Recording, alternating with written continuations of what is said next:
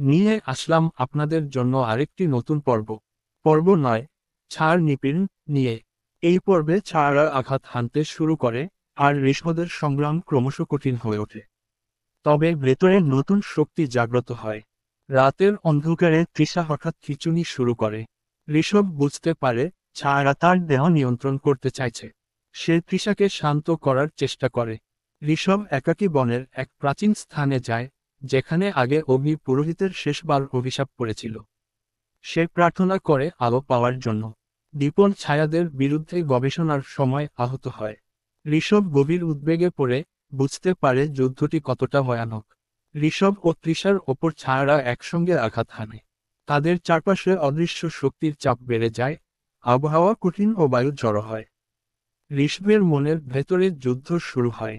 সে নিজের অন্ধকারের সাথে লড়াই করে, নিজের ছায়াকে জয় করার চেষ্টা করে।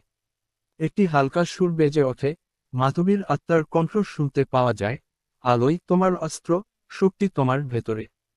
ঋষভ আস্থা ফিরে পায়, তৃষার হাত ধরে দাঁড়ায়। তারা ঠিক করে শেষ পর্যন্ত লড়াই করবে, ছায়াকে হারাতে। ঋষভ চিৎকার করে, ছায়া থাকলেও আমি আলো দিয়ে জিতব। আজকের মতো পর্ব এখানেই শেষ করছি। দেখা হবে পরবর্তী আরেকটি নতুন পর্বে। ততক্ষণের জন্য বাই।